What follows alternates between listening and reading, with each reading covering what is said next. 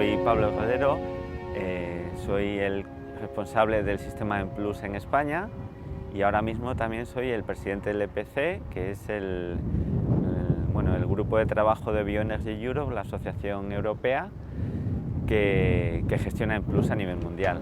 Ahora estamos en un laboratorio tipo de los que hay en todas las fábricas EnPlus y en donde se analizan cada turno, se analizan 5 parámetros.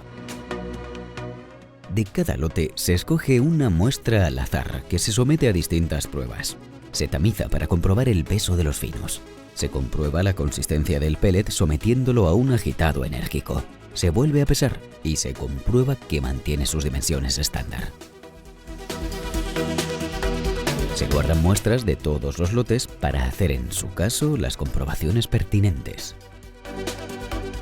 No solo hacemos análisis, también inspeccionamos las fábricas, hacemos auditorías, controlamos que tengan todos los equipos necesarios para hacer llegar a esa calidad. En España casi todo el pellet que hacemos es con coníferas y cumplimos a uno perfectamente. La propia lignina de la madera es la que hace de aglutinante. Entonces, no suelen llevar aditivos. Un pellet que es A1 tiene menos de 0,7% de ceniza, A2 hasta 1,2 y B un poquito más, ¿no? Hasta un 2%. Cuanto más ceniza tiene el pellet, menos poder calorífico, porque no es lo que no se quema. El boom de los pellets en España es a partir de 2010, hay un año 2014-2015 que se empiezan a poner muchas fábricas ya, ¿no? Ahora somos unas 90 fábricas de pellets y aproximadamente unas 40 y tantas están certificadas. El 85% del pellet en España está certificado EnPlus. En Castilla-La Mancha se producen unas 55.000 toneladas de pellets y unas 40 y tantas mil están certificadas EnPlus, ¿no? Aproximadamente fabrica el 7% del pellet de España. Prácticamente el 100% de la producción en España es para uso doméstico y el tamaño de fábrica es pequeño en comparación con otros países europeos. A nivel de producción total de pellets, pues seremos el cuarto o quinto país por ahí, ¿no? Con unas 700.000 toneladas más o menos al año. En producción de pellets, el líder en Europa sería pues, Alemania y Suecia. Para uso doméstico, el número 1 es Italia, que consume unos 3 millones de toneladas. El consumo de España de pellets está bastante balanceado con la producción y consume no llega a las 700.000 toneladas, más o menos. Es un mercado que depende mucho de la climatología, ¿no? Pero la tendencia al final es a crecer y dentro de un par de años alcanza más o menos el 1.000.000 de toneladas.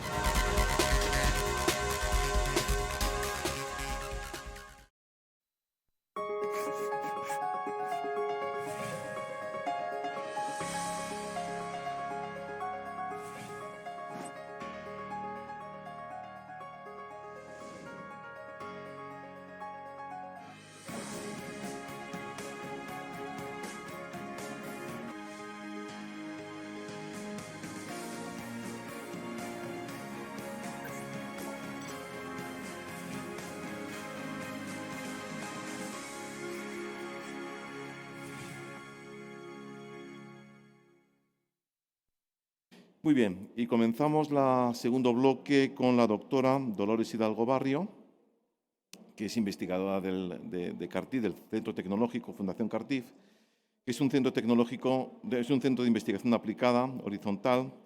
Jurídicamente es una fundación privada sin ánimo de lucro, surgida años A de la Universidad de Valladolid. El trabajo que nos va a presentar tiene por título Producción de biometano para combustible de transporte a partir de residuos de biomasa. Doctora Hidalgo. Bueno, pues buenas tardes de nuevo. Voy a presentar el proyecto Biometrans muy rápidamente, con objeto de que no me llamen al orden dentro de 15 minutos.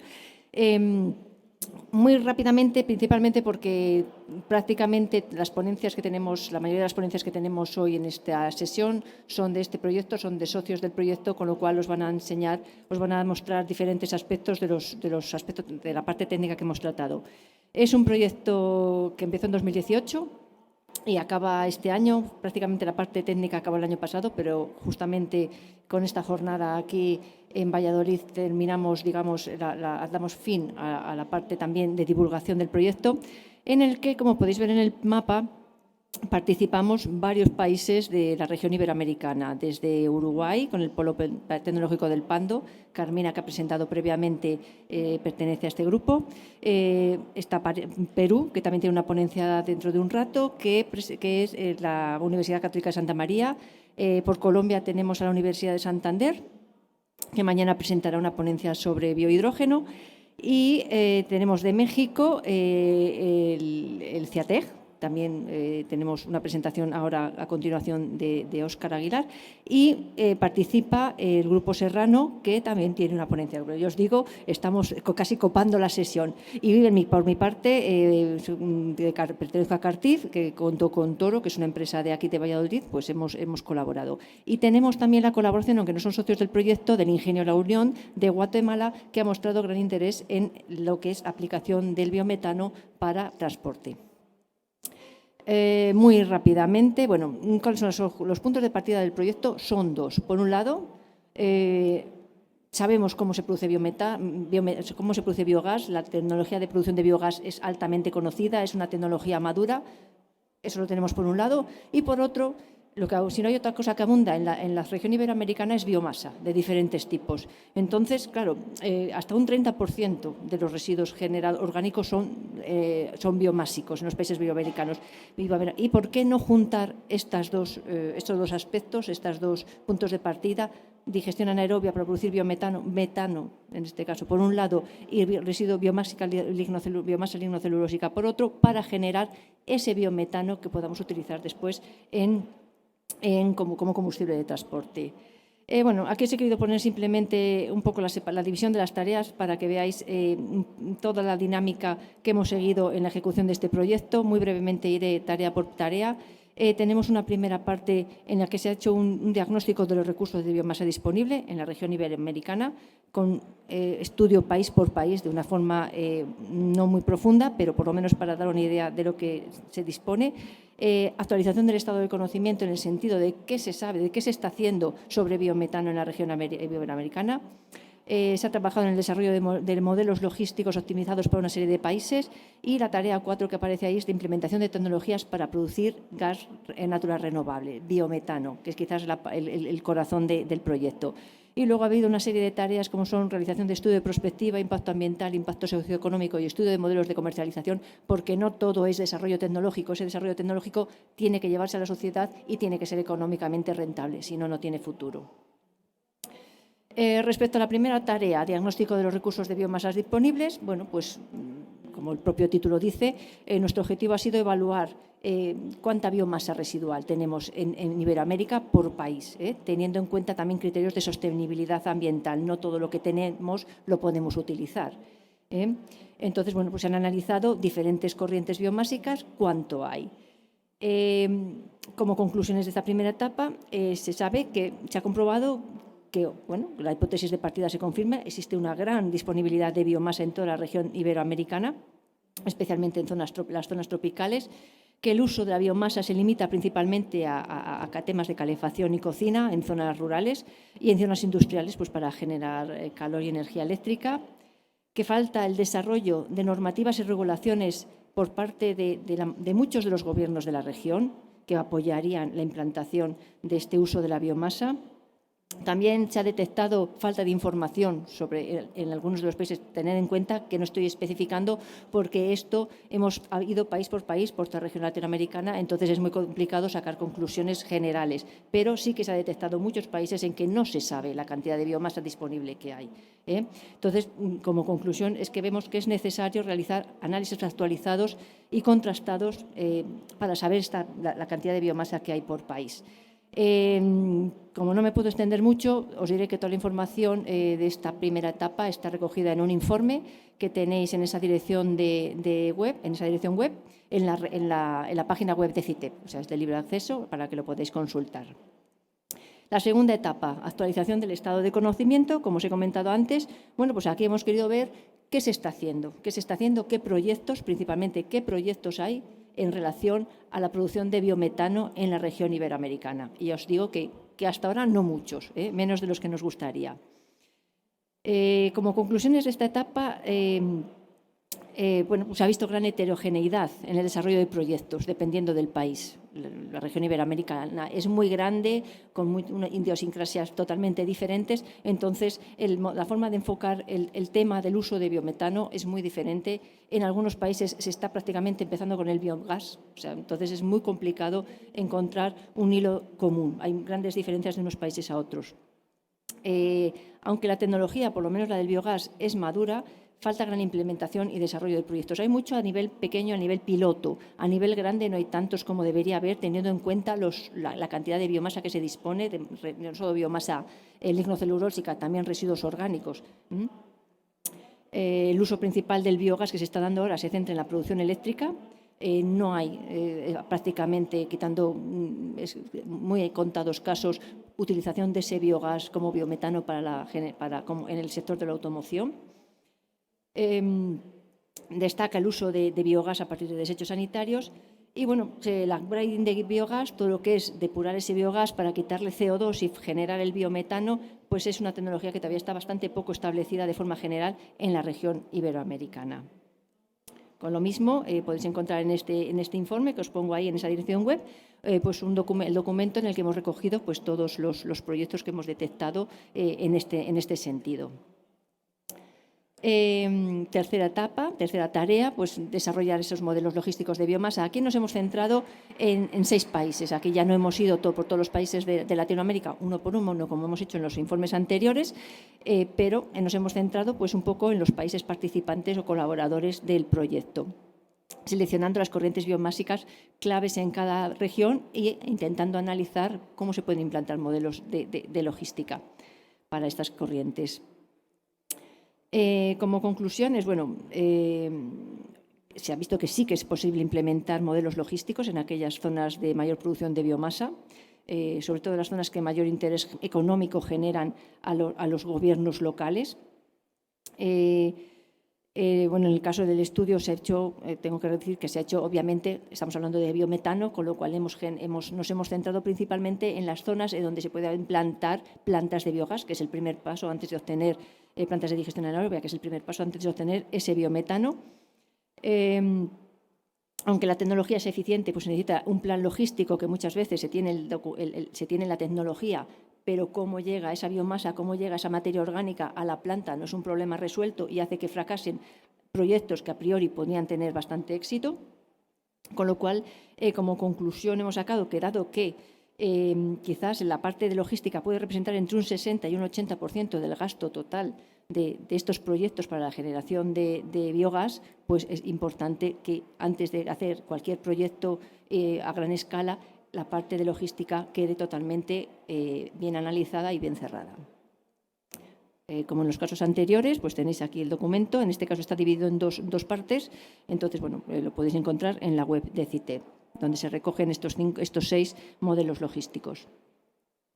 El corazón del proyecto, que es la parte tecnológica. La parte tecnológica, bueno, pues aquí el objetivo era desarrollar proyectos pilotos demostrativos tecnológicos en 5 países de la región americana. En este caso eran los 5 países socios, que son, aparte de España, Uruguay, Colombia, México y Perú.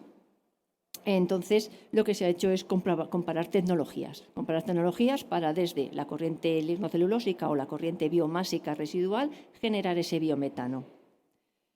Se han seleccionado en el proyecto pues, las biomasas más abundantes. En cada país pues, ha seleccionado lo que más tiene o lo que más valor le puede dar. Si nos centramos, por ejemplo, en Castilla y León, pues la paja. Somos una región eminentemente agrícola con gran producción de cereal. Paja de cereal tenemos mucha. O producimos vino. El sarmiento, también el tema del sarmiento, por ejemplo, es muy común en Uruguay, donde también se genera vino. Tenemos caña de azúcar, café y cacao más propios, por ejemplo, de Colombia, también de Uruguay y de Perú y de México. En esta tarea 4, bueno, pues hemos hecho, por un lado, comparación de digestión anaerobia en 1 y 2 fases. Hemos partido en la parte tecnológica del residuo. Primero formamos el biogás, evaluación de pretratamientos para esa biomasa, muy importante. Si queremos trabajar con biomasa lignocelulósica, tiene que ser pretratada porque si no, los microorganismos no la digieren. Hemos comparado métodos de refinado de biogás, o sea, de upgrading de biogás. Se ha seleccionado el proceso óptimo de tratamiento en función de los resultados y luego se ha evaluado también algo importante, que es el sistema de embotellado de biometano. Dependiendo de dónde queramos utilizar ese biometano que se genera, puede ser más interesante un sistema u otro. Y finalmente, pues ha culminado con la colaboración en la construcción de una instalación piloto industrial en el Grupo Serrano en México, que luego harán una ponencia con los detalles de este proyecto. En cuanto a plantas de digestión anaerobia, bueno, hemos probado varias. Aquí simplemente pongo algunas a modo de ejemplo. Son 2 plantas que pueden trabajar en 2 fases. Son modelos diferentes. Tenemos la de Valladolid, que es la que veis, son plantas piloto. Entonces, bueno, y la de que en Valladolid, que tenemos 2 digestores diferentes, donde realizamos las 2 fases de la digestión anaerobia. Y en el sistema que tienen la Universidad Católica de Santa María en Perú, que es un reactor con diferentes compartimentos, donde se realizan las 2 fases en un mismo digestor. Son 2 modelos diferentes. Los resultados en 2 fases son bastante buenos, mejoran en muchos casos la digestión anaerobia en una fase, pero ¿qué pasa? Aunque tengas más eficiencia, siempre lo que es la implementación, los equipos, es más caro. Con lo cual, hasta ahora lo que ha triunfado y lo que se está instalando mayoritariamente son digestiones anaerobia en una fase, principalmente por el tema del coste de los equipos. Hasta ahora, en este caso, simplemente hemos trabajado teniendo en cuenta la producción de metano en el biogás final, pero bueno, ahora hay otras líneas de investigación como procesos de metanación, intentando, al trabajar en 2 fases, tienes una primera fase que se genera hidrógeno que puedes hacer reaccionar con el CO2 para hacer un biogás enriquecido que te puede ayudar a compensar económicamente esos costes esos costes básicos que tienes de implementación de los equipos. Este es un sistema también que probamos muy interesante, es para la paja, solo para la paja. Es en esta colaboración con la empresa Toro Equipment, que tiene aquí un stand también en la feria, y bueno, hicieron un reactor específico para tratar. Veis que hay 2 reactores, en el segundo está el digestato y va en recirculación hacia el primero, que está relleno de paja. Entonces la paja está quieta, actúa como un lecho, y el digestato digamos que la atraviesa y produce la degradación. En cuanto a la optimización de los pretratamientos, pues probamos 4 pretratamientos. Son tanto la peletización, torrefacción, cavitación y extrusionados, son tecnologías maduras para otros procesos, pero en caso no son ampliamente utilizadas en el caso del pretratamiento de biomasa lignocelulósica. En todos los casos, inicialmente hubo que moler, porque obviamente los digestores tenemos problemas si metemos son digestores convencionales, entonces, o los que hemos hecho las pruebas, tenemos problemas si la metemos sin triturar. En el caso del peletizado, bueno, pues le redujimos, veis ahí la planta piloto que utilizamos, el proceso cómo queda, en este caso es para paja de sarmiento, paja de cereal y sarmiento, y cómo queda, veis, bueno, que luego el pellet en agua obviamente se disgrega y entonces entra mucho más fácil al reactor y puede trabajarse con él como una corriente líquida normal. En el caso de la emulsión, de la cavitación, lo que tenemos es una emulsión. Esta emulsión, veis ahí cómo queda. Realmente, ahí no aparece, pero a las 24 horas se detectaban colonias de moho en eso, con lo cual se ve claramente que el pretratamiento facilita muchísimo a los microorganismos el ataque. Simplemente, ya digo, a las 24 horas estaba, pues lo dejé sobre mi mesa del despacho, a las 24 horas lo tenía todo verde. Digo, precioso, de adorno, pero eso demuestra que sí que es un proceso, y luego lo comprobamos experimentalmente, que sí que es un proceso que ayuda a poder digerir esa biomasa. En caso de torrefacción utilizamos bueno, ya lo hemos cambiado, es un poco viejecito el de la foto, es un torrefactor casero, se ve claramente, y trabajamos a diferentes temperaturas, demostrando la importancia de la temperatura en lo que es del pretratamiento en lo que es la digestión anaerobia posterior. Y en el caso de la extrusión, pues es una planta que tenemos en Cartif, que utilizamos normalmente para hacer snacks alimentarios, pero que en este caso nos cedieron el uso, nos costó, pero nos cedieron el uso para tratar la biomasa y hacer este extrusionado, en este caso de sarmiento y de paja. Bueno, hicimos un estudio por SEM, se ve claramente en todas las muestras que la superficie de la biomasa está atacada está modificada, se ve claramente diferencias entre el antes y el después para todos los pretratamientos. Con estas muestras, pues lo que hicimos fue montar una serie de ensayos en batch. Veis ahí tenemos, pues creo que podemos poner 24 a la vez, lo que nos da bastante flexibilidad porque podemos comparar los diferentes pretratamientos. Y bueno, pues estos son los resultados que tenemos con estos pretratamientos que hemos ensayado. Como os comenté antes, y os avancé claramente la cavitación, los resultados que se tienen de generación de biogás con la biomasa pretratada por cavitación son muy elevados. Y destaca también en el caso de la torrefacción, cuando torrefactamos a bajas temperaturas. A bajas temperaturas me refiero a 180 grados. A 220, por ejemplo, que es el primer ensayo que hicimos, incluso los resultados de producción de biogás que obteníamos eran menores que con la biomasa sin pretratar, debido probablemente a la aparición de compuestos que eran tóxicos para los microorganismos. Sigo en la parte de refinado de biogás, upgrading, probamos dos tecnologías, la tecnología de absorción de PSA. Esta planta se encuentra en la Universidad Católica de Santa María. Se consigue entre 90 y 95% de pureza de metano y contactores de membrana. Esta es una tecnología por la que estamos apostando nosotros en Cartiz. Veis por la gráfica que podemos conseguir eliminaciones de CO2 cercanas al 100%, con lo cual la calidad del producto final es muy grande.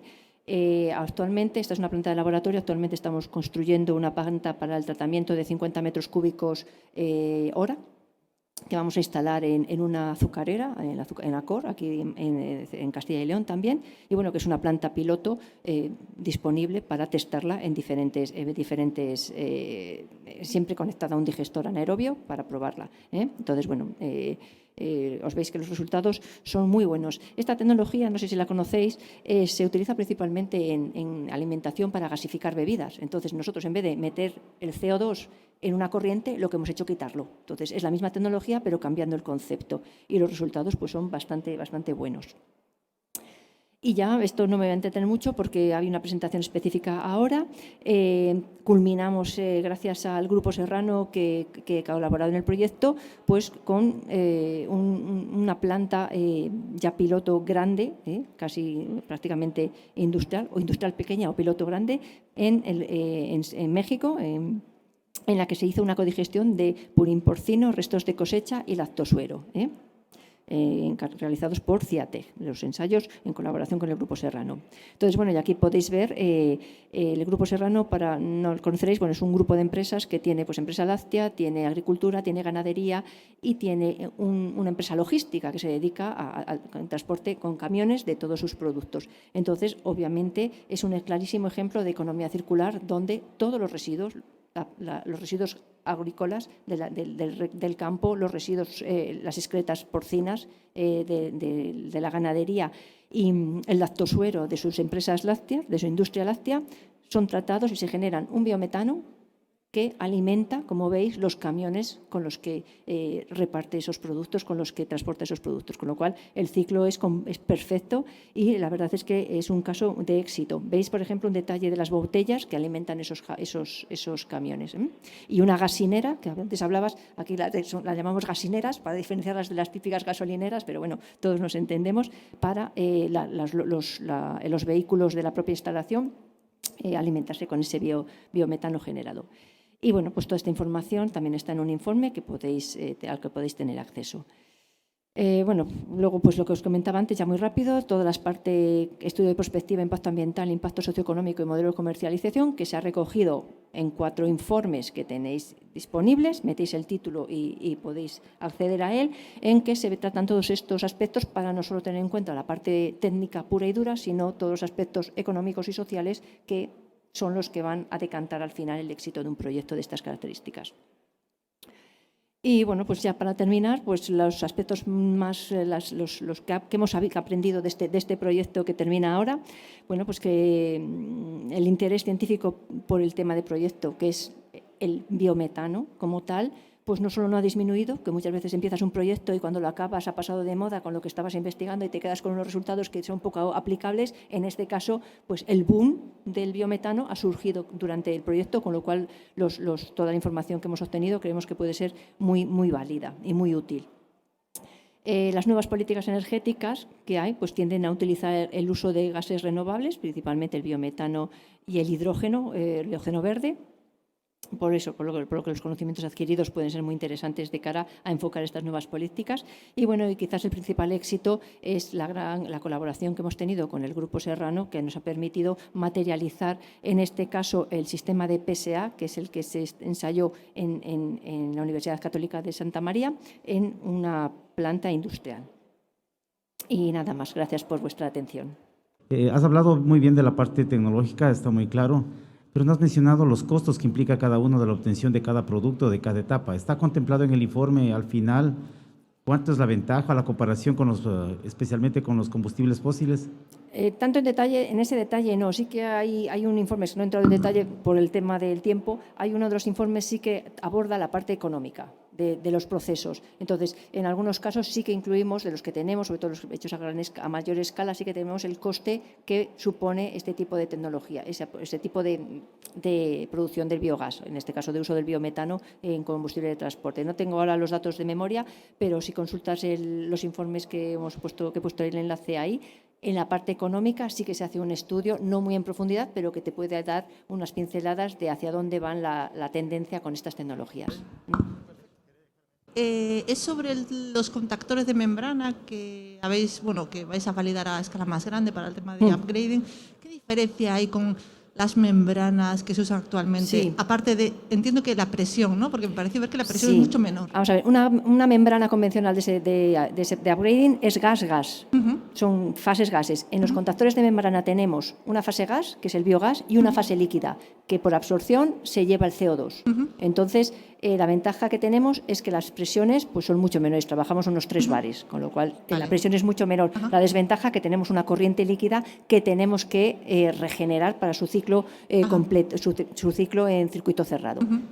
Pero en términos económicos, lo comido por lo servido, porque lo que quitas de presión, bueno, la tienes que gestionar esa corriente, pero bueno, es una tecnología que los resultados que está dando, por seguridad, por ejemplo, es más interesante porque trabajas a presiones bajas y los resultados que en eliminación son muy buenos. ¿La corriente líquida es agua o es otra? La corriente líquida puede ser, hemos probado nosotros con agua, hemos probado con hidróxido sódico, por ejemplo, con hidróxido sódico hemos tenido muy buenos resultados. Con agua, pues claro, depende. Si quieres un entorno en que no se necesite una gran, no haya, por ejemplo, personal cualificado y no quieras meter líquidos problemáticos, entre comillas, pues el agua te va ideal, aunque los resultados son un poquito peores. En vez del 99 tienes el 98 de separación. Y ahora vamos a empezar estudio con líquidos iónicos. Por las ventajas que tiene. Entonces, bueno, es todo un estudio. Puedes utilizar muy interesante. Muchos. Muchas gracias. Gracias. Y ahora voy a dar la palabra al doctor Guillermo Chaim Serrano. Es un investigador de México y que nos va a presentar el trabajo titulado, nos lo va a presentar de manera virtual, el trabajo titulado Evaluación de sinergias en la producción de biogás en la codigestión de residuos agroindustriales en el estado de Jalisco II, en México. Igual, como comentó Dolores, voy a tratar de ser muy breve por el tema de los tiempos, que nada más nos dieron 15 minutos. Les agradezco mucho el cambio. Bueno, buenas tardes a todos los espectadores. Primero que nada, me gustaría iniciar agradeciendo este espacio, y en especial al comité organizador por impulsar el Congreso Internacional de Bioenergía en Valladolid. Y bueno, Dolores, gracias por la introducción que también ya diste de Grupo Serrano. Antes de continuar, me gustaría contextualizarlos rápidamente. Nosotros nos encontramos ubicados en la ciudad de Lagos de Moreno, en Jalisco. Y bueno, represento a Grupo Serrano, es una empresa familiar que nos dedicamos a diferentes unidades de negocio. Una de ellas es transporte, nos dedicamos a ofrecer servicios logísticos en el país. Trabajamos en todo lo que tiene que ver con manejo de residuos orgánicos, inorgánicos, reciclados, separaciones, clasificaciones, proyectos de cero basura al relleno sanitario. Por otro sector, trabajamos en la parte láctea, en la zona donde nos encontramos, que son los Altos de Jalisco. Es una de las zonas con mayor producción de lácteos en el país. Solamente en la ciudad donde vivo existen cerca de 500 queserías que fabrican queso y comercializan. Nosotros también lo hacemos. Y estamos en el sector agropecuario, en la parte de engorda de cerdos, engorda de ganado, desde pie de cría hasta su finalización para carne, y agricultura en general, ¿no? Maíz, alfalfas, empezamos con algo de arándanos, berries, sembramos algo de olivos, entre otros cultivos. Finalmente, a lo que nos vamos a enfocar el día de hoy es a la parte de energías renovables. En el 2017, a través de un programa bilateral entre México y la Unión Europea que se llamó Low Business Carbon Action in Mexico, conocimos a nuestra contraparte que se llama Dorset Biosolutions. Es una empresa inglesa con cerca de 25 años de experiencia en el manejo de biogás, en donde vio una gran oportunidad en México. Lo conocimos, fue consolidando esta relación hasta que hicimos un joint venture con ellos y consolidamos a Brimex Energy, que es parte de Grupo Serrano y de Dorset Biosolutions. Con esto dimos el lanzamiento de la comercialización de upgraders, biodigestores, membranas, compresores, todo el tema de tecnología para la parte de purificación de biogás, pero bueno, vimos como un gran problema porque prácticamente en México no está desarrollada esta tecnología. Nos costó mucho trabajo empezar a introducir comercialmente este tipo de equipos, entonces decidimos en montar nuestro showroom, por supuesto con el apoyo de Biometrans, CITED y CIATEC y todo el equipo de Biometrans. Esto nos ayudó mucho a consolidar y ver la factibilidad del proyecto. Entonces nos lanzamos en consolidar una plantita piloto que es de 30 metros cúbicos hora de biometano. Justo ahora estamos construyendo una escala mayor que va a ser de 140 metros cúbicos. Y bueno, estamos consolidando todo el proyecto aquí con nosotros.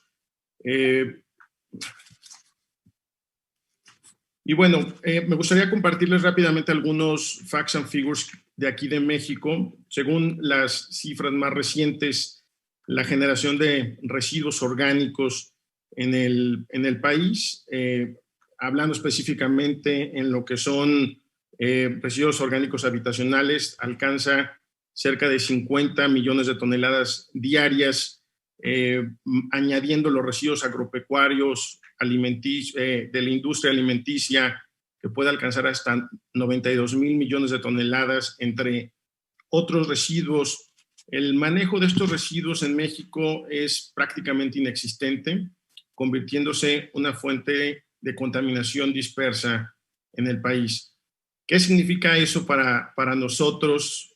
Pues una gran oportunidad de empezar a aprovechar la biomasa, en empezar a generar energías a través de desechos orgánicos. Y bueno, detectando esta oportunidad, como se los comentaba hace un momento, buscamos una solución y empezar a aprovechar los propios residuos que el grupo genera.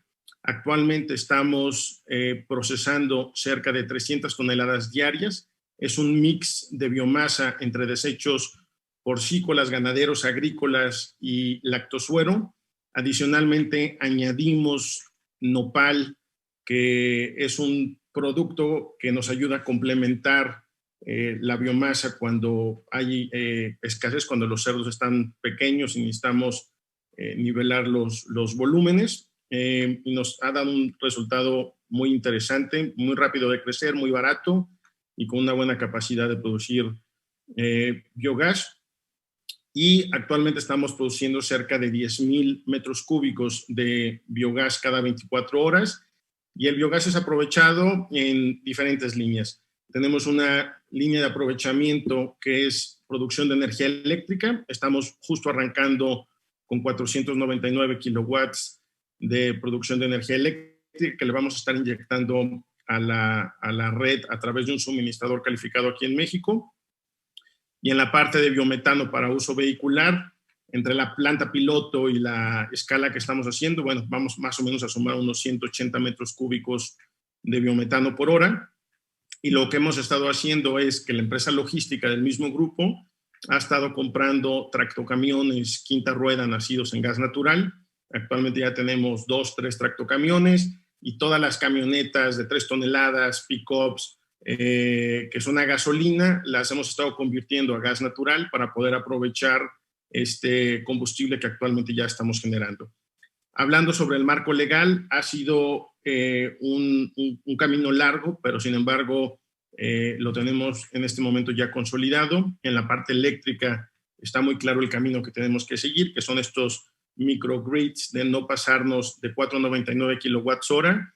Y también, bueno, existe la parte de autoconsumo. Y por supuesto, el aprovechamiento de trigeneración, que actualmente lo vamos a hacer con un intercambiador de casco y tubo para estar calentando el biodigestor y poder tener una mejor productividad y también un mejor fertilizante.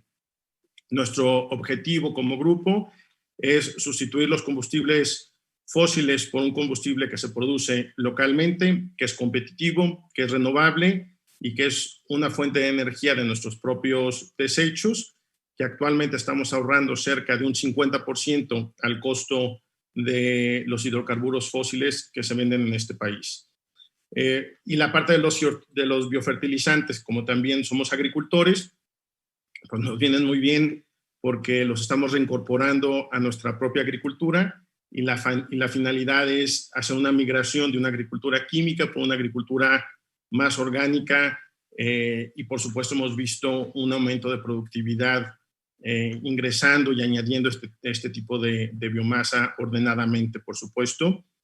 Y bueno, para ir cerrando, el aprovechamiento de los desechos en México puede desarrollar una independencia energética, creando bienestar. Son proyectos sustentables y sostenibles totalmente.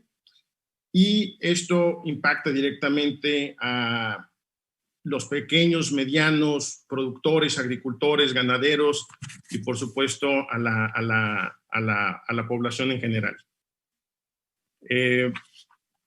Y bueno, en la parte de impactos nos vamos al triple impacto, ¿no? Tenemos un impacto social, ambiental, económicos, ahorros de fertilizante, energía, mayor productividad y bueno, resolvemos diferentes tipos de problemas ambientales. Y bueno, finalmente quiero aprovechar este momento para invitar a las empresas que tienen experiencia en estos rubros a sumar esfuerzos con soluciones en esta naturaleza.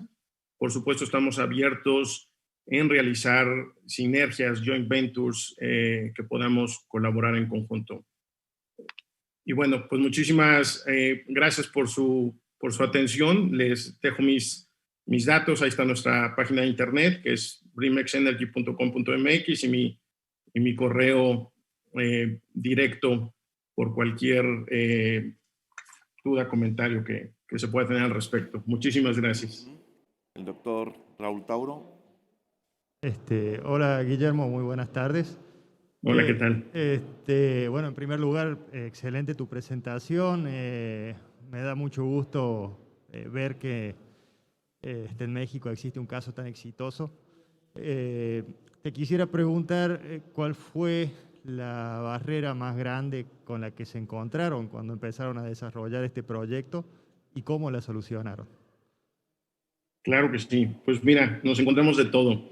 Lo más interesante en un lugar donde no existe absolutamente ningún desarrollo hablando de esta naturaleza, te enfrentas inicialmente desde una mano de obra calificada que no existe, pues nos tocó empezar a reclutar especialistas, no especialistas, sino gente, ingenieros que le entendieran al tema y poderlos capacitar. Estuvimos mandándolos con nuestros socios ingleses en muchas ocasiones para hacer una capacitación, una transferencia de tecnología. Tuvimos que arrancar desde cenizas y bueno, ya que empezamos a empujar esta expertise, empezar a desarrollar toda la cadena de suministro, proveedores que tampoco no existen. Lo bueno que aquí tenemos una ventaja es que tenemos a Estados Unidos muy cerca y que tienen un mercado muy desarrollado y el envío y las transacciones entre los países son muy sencillas. Entonces, eso ha facilitado alguna de las líneas de suministro de proveeduría. Y después de ahí nos vamos a la parte legal.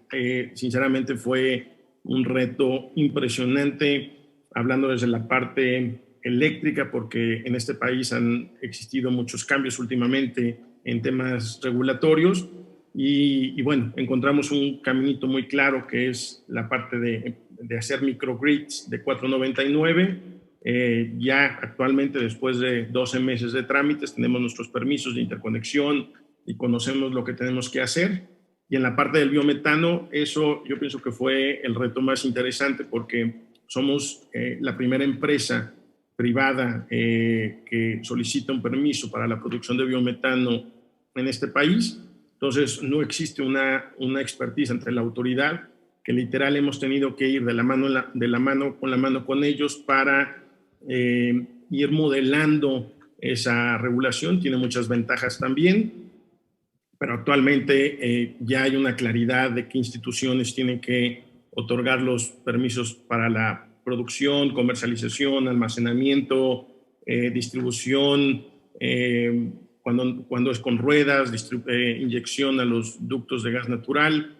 Entonces, ahora nos encontramos en una posición de poder replicar este proyecto y teníamos que haber pasado por lo que pasamos para poder solucionarlo y poder comercializar y replicar estos proyectos, porque ahora, aparte de vender la tecnología, pues nos convertimos también en unos gestores para poder tener esas herramientas en cuanto al marco legal y que puedan operar adecuadamente. Gracias. Y vamos a dar ahora la palabra al siguiente ponente virtual, que es el doctor Óscar Aguilar. Es ingeniero bioquímico por el Instituto Tecnológico de Celaya. También dispone de una maestría en Ingeniería Ambiental por el Tecnológico de Monterrey, campus de Monterrey. Y es doctor, hizo su doctorado en Ingeniería de Procesos en el INSA de Toulouse, en Francia. Es especializado en Ingeniería Ambiental, Tratamiento de Aguas Residuales, Gestión de Residuos Sólidos Urbanos y Valorización Energética de Residuos Agroindustriales. Actualmente sus temas de investigación se enfocan en la digestión anaerobia, biohidrógeno y biometano a partir de residuos agroindustriales. Tiene experiencia igualmente en temáticas de gestión de la calidad, administración de proyectos, desarrollo urbano e indicadores de sostenibilidad. Y su ponencia tiene por título Evaluación de sinergias en la producción de biogás en la codigestión de residuos agroindustriales en el estado de Jalisco, 1 en México. Bien, entonces, pues quisiera agradecer al comité organizador del Congreso Internacional de Bioenergía y al igual que Guillermo, pues a Biometrans, al proyecto que ya comentó Dolores, que sirve muy bien de contexto de las actividades que nosotros estamos realizando dentro de México. Y bueno, pues la idea era que primero presentara yo y luego Guillermo, pero creo que esto ha sido también muy bueno para tener esta referencia de trabajo. Muy bien. Bien, entonces hablaré un poquito, no abundaré demasiado porque ya habló Dolores un poco sobre el contexto de la producción de residuos agropecuarios en Latinoamérica. Una metodología que aplicamos que afortunadamente se ha logrado una muy buena colaboración con el Grupo Serrano en lo que se refiere al uso de diferentes sustratos para maximizar la producción de bioenergía. Y básicamente ese es el tema central de lo que estaremos platicando el día de hoy, que es qué diferentes tipos de sustratos podemos utilizar para que se pueda generar una sinergia en la producción de biogás. Entonces desarrollamos una pequeña metodología para evaluar esta sinergia. Lo hicimos inicialmente con la producción de estiércol y lactosuero. Luego ya probamos diferentes residuos, por ejemplo el residuo de aceite de palma combinado con residuos porcícolas. Y luego toda una matriz en donde utilizamos sustratos regionales, específicamente de la región de Lagos de Moreno, de los Altos de Jalisco, que pues son hojas de agave, bagazo de tequila, esquilmos de maíz, estiércol de ganado y estiércol de cerdo. Muy bien, Bueno, pues debemos de saber que el estado de Jalisco pues ocupa el primer lugar en lo que se refiere a la producción de carne de bovino y el segundo lugar en lo que se refiere a la producción de cerdo.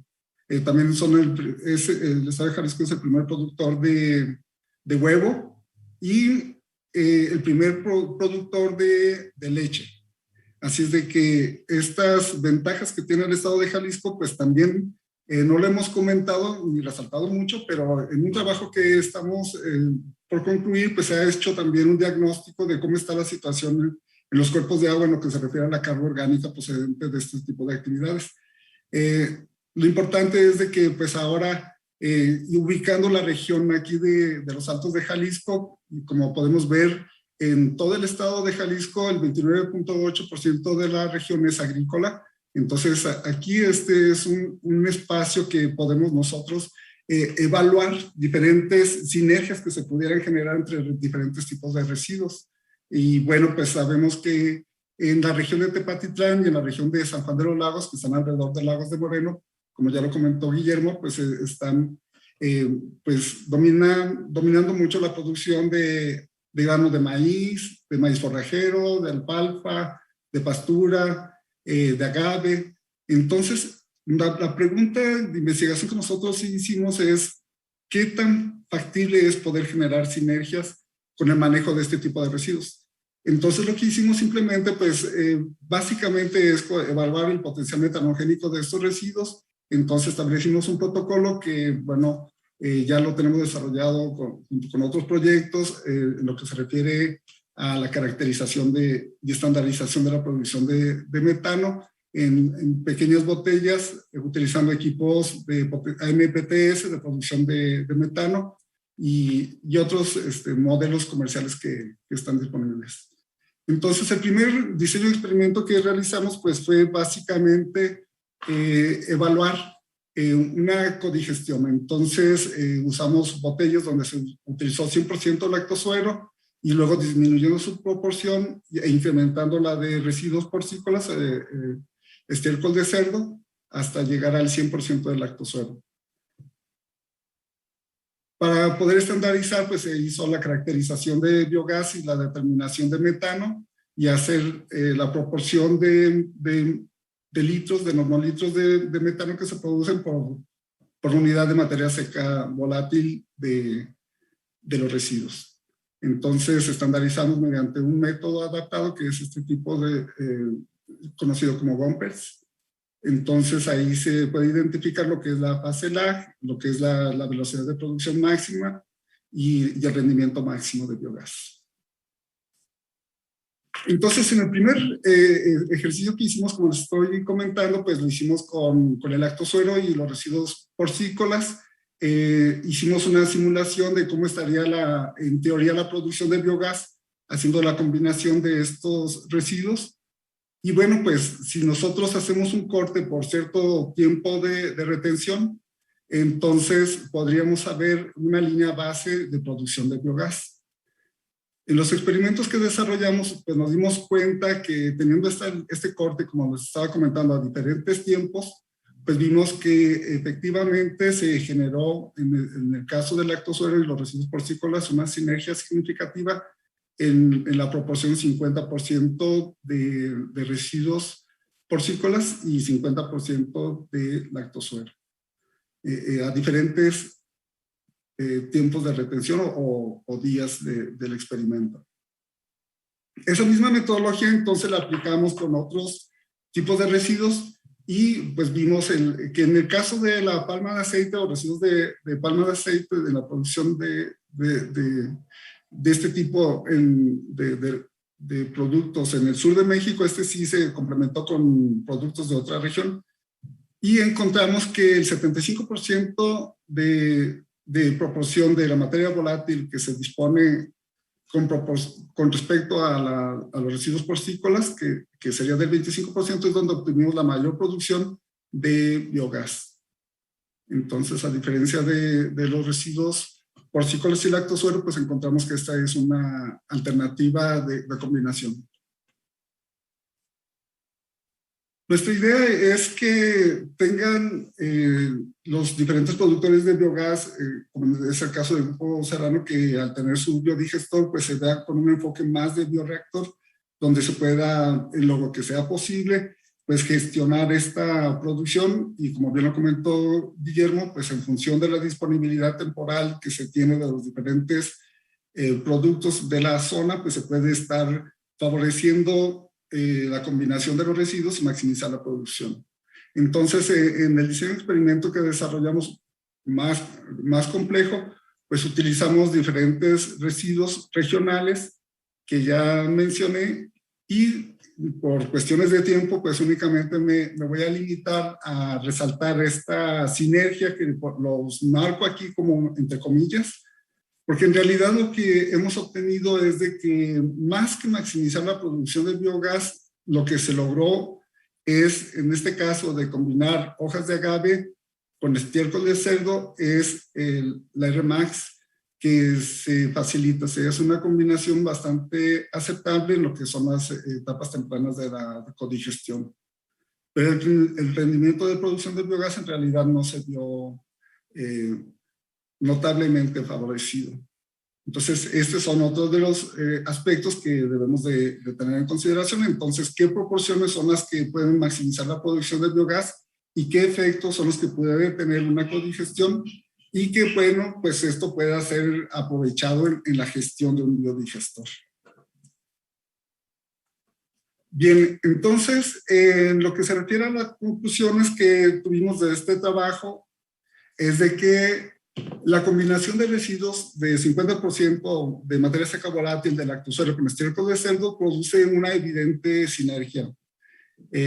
La combinación de residuos 75 y 25% de materia seca volátil de residuos de aceite de palma con estiércol de cerdo presenta un mejor rendimiento de biogás, y la combinación de residuos 50% de materia seca volátil de hojas de agave con estiércol de cerdo se produce un mejor rendimiento en biometano, que básicamente se ve reflejado en lo que es la máxima producción de biogás, de la velocidad de producción.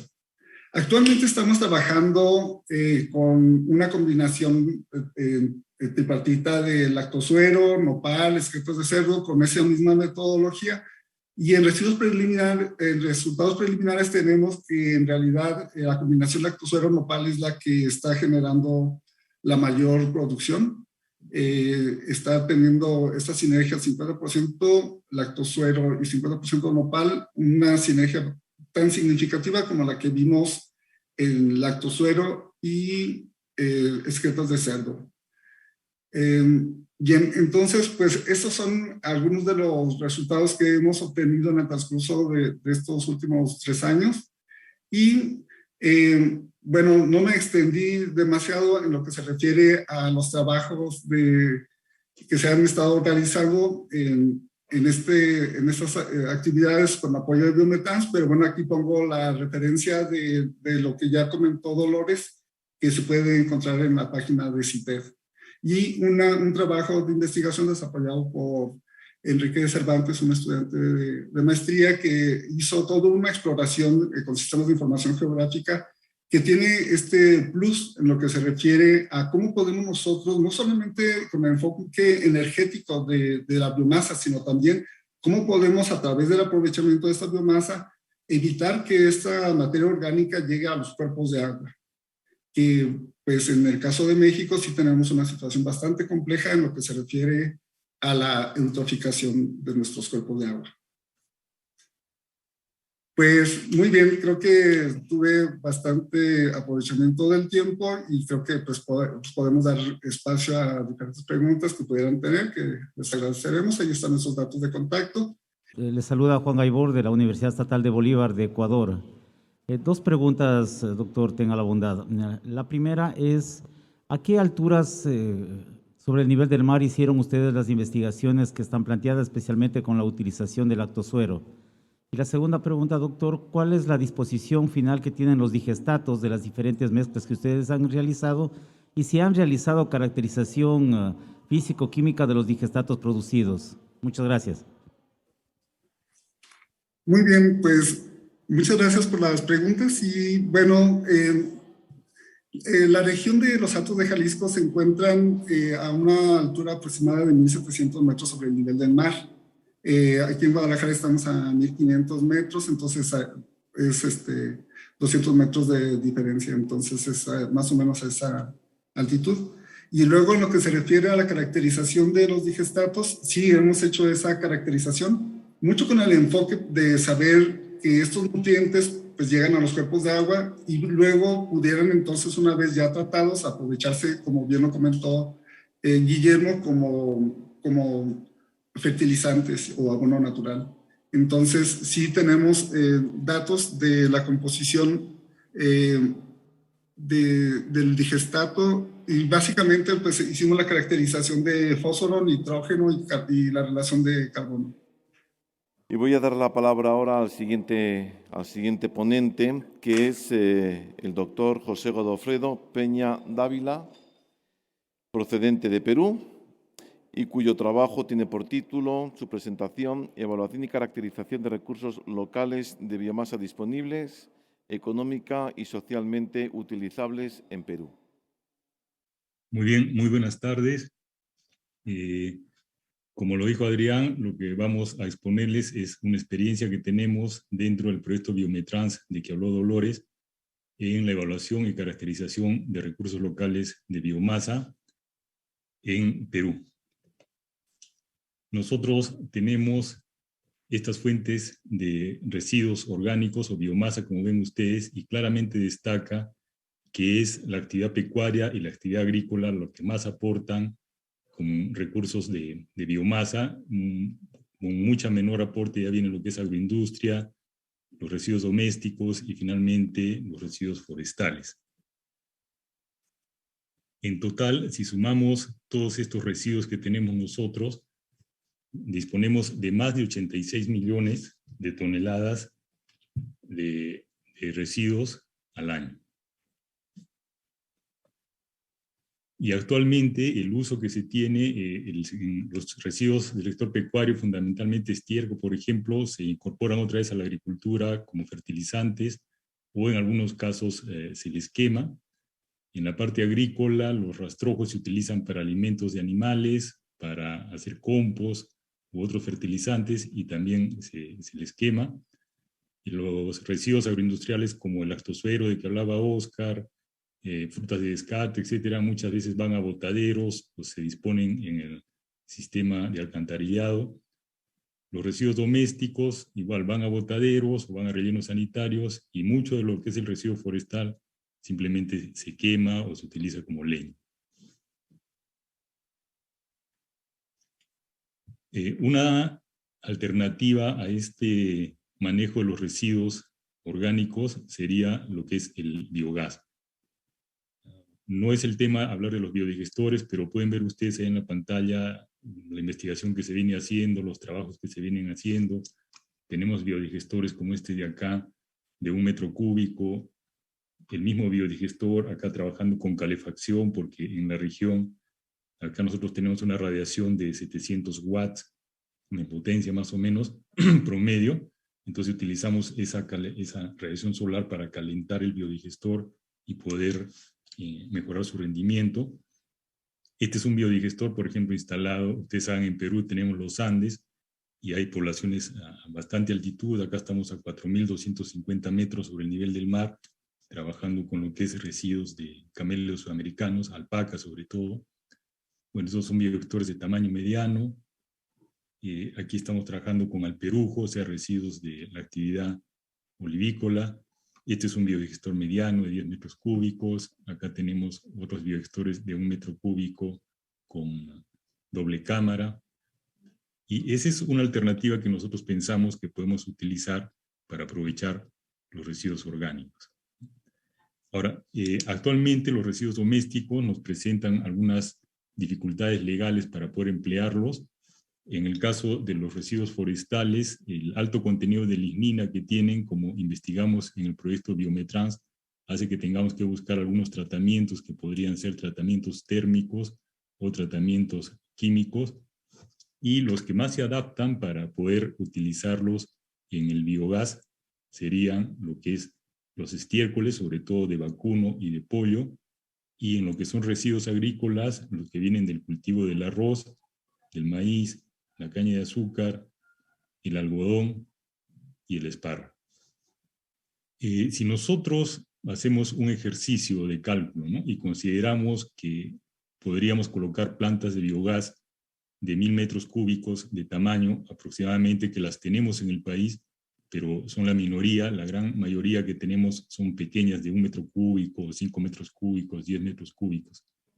Pero si tuviéramos biodigestores de 1000 metros cúbicos y considerando una capacidad de procesamiento de 15 kilos de residuos orgánicos por metro cúbico de biodigestor por día, y que procesamos de esos 86 millones de toneladas anuales que tenemos, solamente procesamos la mitad, o sea, 43 millones de toneladas, necesitaríamos cerca de 8 millones de estos biodigestores de 1000 metros cúbicos.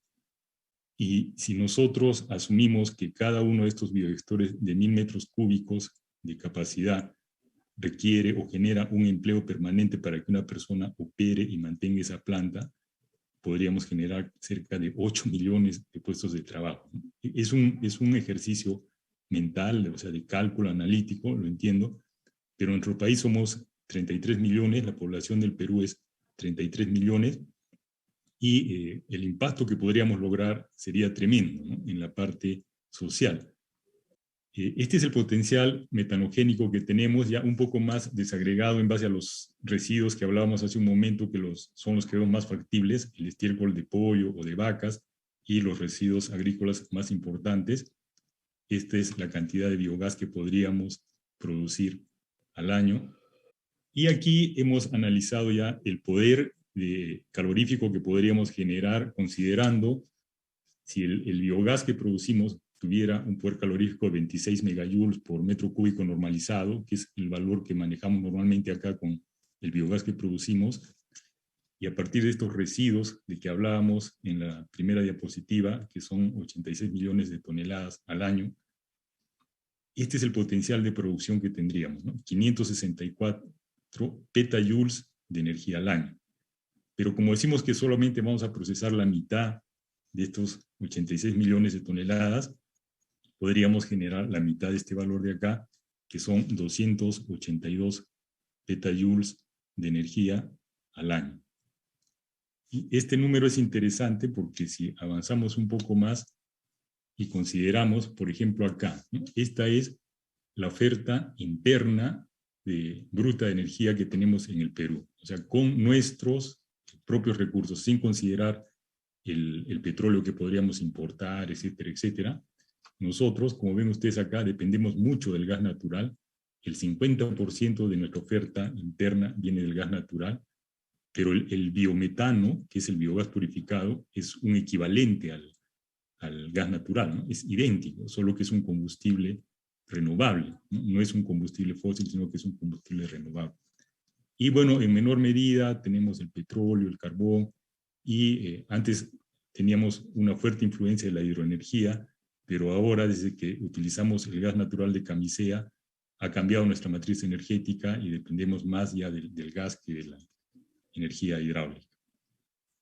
Entonces, en total, recuerden que hablamos de 200 y tantos petajoules, en el Perú tenemos 1.303 petajoules de energía bruta interna al año. Entonces, nosotros podemos asumir que utilizando el 50% de esos 86 millones de toneladas de biomasa, podríamos satisfacer el 22% de esa oferta interna bruta de energía primaria. Este es un empleo dentro del proyecto Biometrans también, de biometano en un caldero, por ejemplo. Entonces podemos reemplazar los combustibles, tenemos la tecnología. Y ahora, si nos enfocamos en lo que es ya el consumo de combustibles, no toda la energía, sino solamente el consumo de combustible en Perú, esto es lo que nosotros tenemos. El principal combustible que utilizamos nosotros es el diésel, 230 petajoules al año, y en total, sumando todos estos combustibles con el gas licuado, etcétera, tenemos 509 petajoules. Ya no es la oferta de energía primaria, sino solamente el uso de combustible que nosotros hacemos.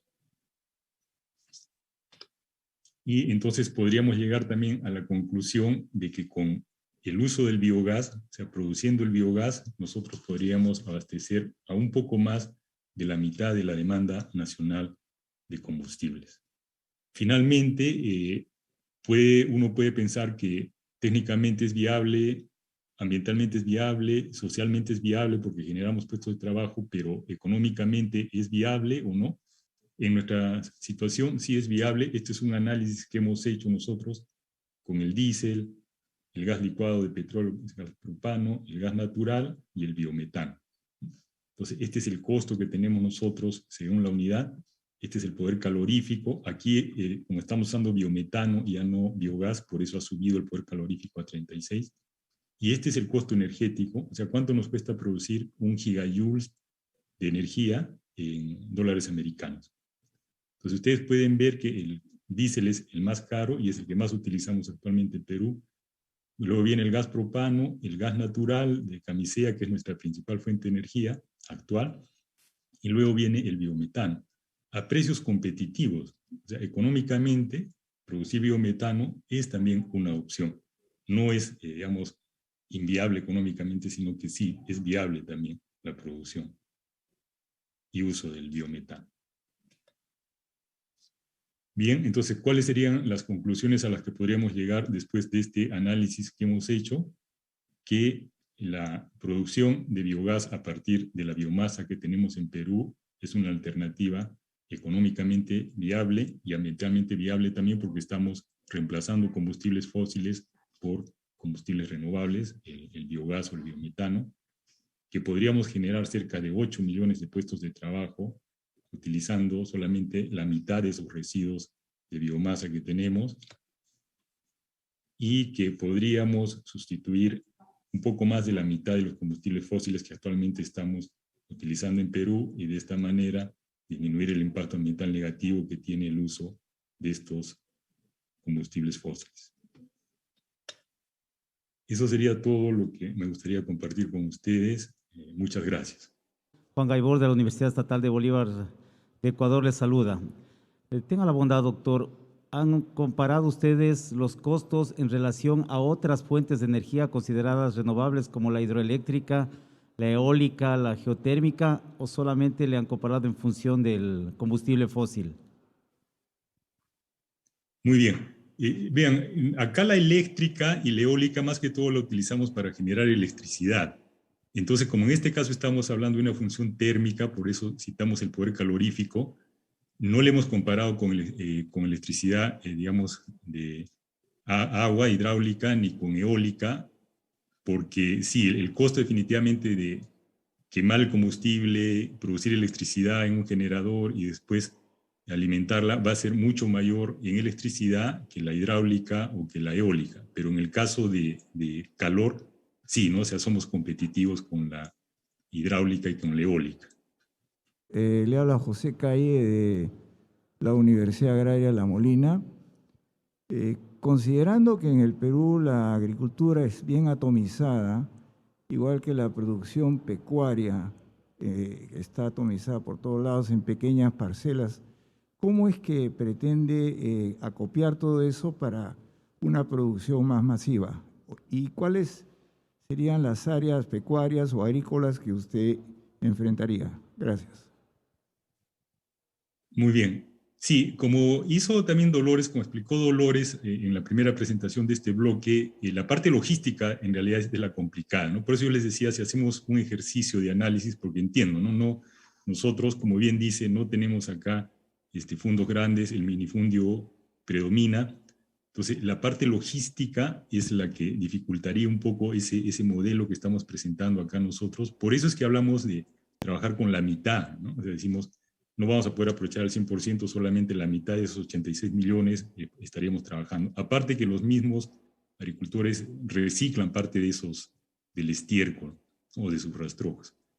Pero esa es una dificultad que sí hay que verla, la parte logística. Nosotros hemos hecho un ejercicio acá en Arequipa, por ejemplo, en la zona sur del Perú, y nos salía algunas zonas nada más donde podíamos trabajar por el tema de la recolección de los costos que complicaba, elevaba bastante el costo. Es correcto lo que pregunta usted.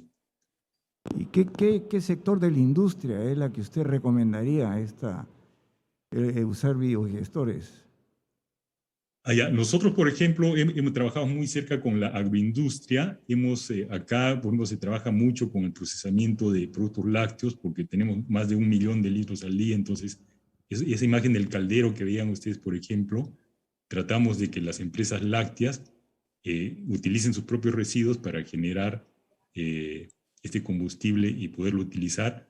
Eso sería en la parte de agroindustria. Ahora, en industria general, hemos tratado de incentivar el uso de biometano en reemplazo del diésel o de la gasolina, porque hemos desarrollado la tecnología, hemos hecho funcionar tractores, automóviles, pero lamentablemente no recibimos el apoyo de las grandes empresas. Parece que no les interesa mucho ese uso y no logramos avanzar por ese lado. Pero sí nos parece que podemos reemplazar a los combustibles fósiles con el biometano para la industria en general, transporte, procesamiento, etcétera. La misma minería, ¿no?, que es la más grande que tenemos en el país, que utiliza tanto combustible, podría utilizar el biogás o el biometano como combustible. La doctora Rodríguez Abalde es bióloga por la Universidad de Vigo y doctora en Ingeniería Ambiental por la Universidad Politécnica de Cataluña.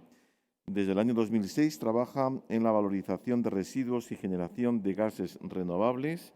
Actualmente forma parte de Energy Lab, que es un centro tecnológico ubicado en Vigo, especializado en eficiencia y sostenibilidad energética. Ella actúa como responsable de bioenergía. El trabajo que nos va a presentar tiene por título Desafíos y oportunidades en biomasas y bioenergía rural en Iberoamérica, microcogeneración a partir de biomasas residuales. Doctora Rodríguez. Muchas gracias por la introducción, gracias a CITED y a los organizadores por invitarnos, a Borja por su paciencia, a vosotros por estar aquí todavía a estas horas, que está claro que nos quieren echar porque han apagado la luz, así que voy a ser todavía más breve de lo que pensaba. Bueno, primero decir que este trabajo es realmente de una compañera que se llama Yarima. Al final también tendréis, bueno, mi correo y el de ella, por si hay alguna duda que yo no sepa responder. Entonces, a ver, vale, bueno, nada, esto lo paso muy por encima y aparte ya en la introducción se comentó, estamos en Galicia, en el noroeste de España, en la frontera con Portugal y bueno, somos un centro tecnológico con diferentes patronos, públicos y privados. Luego, bueno, no sé si las presentaciones se van a compartir, si alguien tiene más interés, pues luego se comenta. Nosotras, tanto Yarima como yo y otras compañeras, llevamos el área de bioenergía y trabajamos con valorización de biomasa, producción de biogás, biometano y recuperación de nutrientes. Bueno, estamos aquí gracias a nuestra participación en la red Revivir, en la que actualmente somos 21 socios de diferentes países de Latinoamérica y también de España y creciendo, ¿no? El número va cada vez aumentando. El objetivo es promover el uso y manejo eficiente de la biomasa sólida y su valorización energética térmica en el ámbito rural y urbano marginal iberoamericano mediante la construcción de esta red y de una plataforma virtual.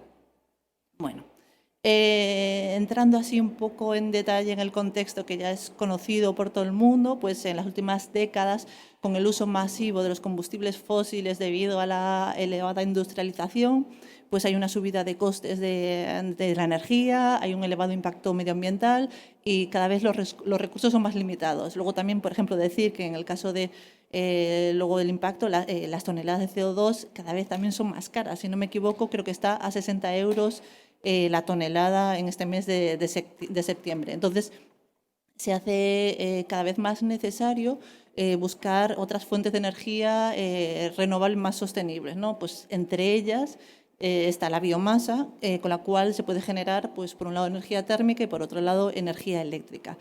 Como comentábamos, una fuente renovable que está localmente disponible, que es ideal, pues, para zonas aisladas donde, por ejemplo, no hay una red, quizás no hay una red eléctrica. Permite mejorar la competitividad y el empleo y el desarrollo regional Y bueno, pues por ejemplo hay muchos, en el caso de España y en muchos países de Iberoamérica también, hay muchos montes, bosques abandonados, muchas biomasas que todavía no están siendo explotadas y por lo tanto hay un elevado potencial. Aparte de su valorización de la biomasa en calderas para energía térmica, hay otras opciones como por ejemplo la cogeneración, ¿no? Y dentro de la cogeneración, para aplicaciones a pequeña escala, estaría la microcogeneración, que sería por debajo de los 50 kilovatios. La cogeneración a partir de la combustión de biomásica es mediante pues, la aplicación de ciclos Rankines, en la que a partir de la diferencia de temperatura entre un foco caliente y un foco frío y con un fluido, que en ese caso es agua, pues se genera energía eléctrica, ¿no? Mediante pues, la fórmula de Carnot que viene ahí indicada. El problema es que pues, es necesario sobrecalentar el vapor de agua y al final pues, es necesario llegar a temperaturas de a lo mejor 350 grados o más, y con la combustión de biomasa pues, es muy complicado. Una alternativa sería el ciclo orgánico Rankine, en el que en vez de agua se utiliza un fluido orgánico que tiene un elevado peso molecular y tiene un punto de ebullición menor de 100 grados centígrados. Entonces, es una manera de generar electricidad eficiente a partir de fuentes térmicas de baja calidad, ¿no? Pues eso, menor de 100 grados centígrados. El funcionamiento del sistema es, por ejemplo, el agua, no sé si tengo un puntero a la pantalla.